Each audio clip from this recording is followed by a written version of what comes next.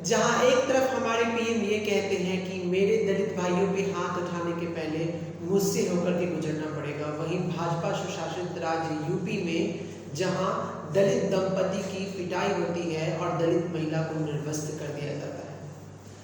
मामला जनपद के इटावा से है जो यूपी में स्थित है। यहाँ मवेशियों को लेकर के हुए अनबन में एक दलित युवक की पिटाई की जाती है और पिटाई करते हुए उसको उसके घर तक ले जाया जाता है। दलित युवक बाजार सामान लेने के लिए जाता है और बीच बाजार रास्ता रोक करके दबंगों द्वारा उसकी पिटाई की जाती है। पिटाई करते हुए वो दलित के घर तक ले जाते हैं।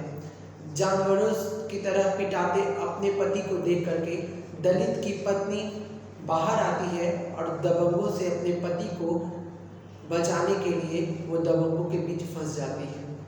जहां दबंग की दबंगगिरी उस महिला को भी नहीं छोड़ती और उस महिला को हाथ से खींच करके कमरे में ले जाते हैं और उसकी पिटाई करते हैं।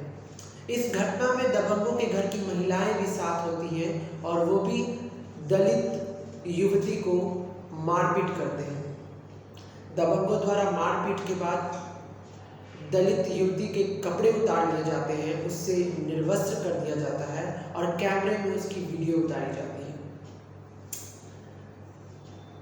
ये सारा मामला जब नजदीकी थाने बरसेहा पहुंचा तब वहां थाना और जिला प्रशासन के द्वारा कोई कार्रवाई नहीं की जाती। हद तो तब हो जाती है जब थाने से ये बोल दिया जाता है कि अब रात के 2 बज गए हैं, जाओ कल आना, लेकिन अगले दिन भी उसकी कोई कार्रवाई नहीं होती है। दलित युवती न्याय की अपील करती रह जाती है, न्याय की गुहार लगाती रह जाती है, लेकिन लोग उसकी बातें नहीं सुन पाते। दलित युवती के शरीर पर लगा चोट का निशान और जिस दरिंदगी से दरिंदों ने उसे मारा, ये देख करके पूरी इंसानियत शर्मसार हो जाएगी। जहां हमारे प्रधानमंत्री ये कहते हैं कि दलितों को हम सामान्य वर्ग में एक साथ खड़ा करके देखना चाहते हैं और दलित भाई बहन मेरे अपने हैं, वो समाज में बराबर का अधिकार रखते हैं। तो जिस तरह से ये दलित हिंसा हो रही है, हम कहाँ तक कहेंगे कि ये वही भारत है जहाँ स्वराज जैसे शब्द का इस्तेमाल किया जाता है। आप खुद ही सुनिए कि दलित महिला किस तरह से अपने ऊपर दलित हिंसा की कहानी बता रही है। दिन लड़ाई हो गए थे, इसके बाद कुछ नहीं, हम लोग को बातचीत भई। फिर मेरे आदमी तेल लेने के लिए गए थे दुकान पे, तब उसके आदमी दारू पी के पीछे से पकड़े थे मेरे आदमी को और बहुत सारे मारे। और जब ये मेरे आदमी हाथापाई करने लगे और घर जब आए ये डंडे अंडे पकड़ने के लिए, तब मुझे यहाँ मिले तो हमें खींच के ले गए तिरवन सिंह और ले जाके कमरे में ले जाके बंद किए और बहुत मारे, पूरा शरीर की कपड़ा उतार गए और पुलिस वालों ने भी मुझे निकाले थे, उसने कार्रवाई तलक भी नहीं किए।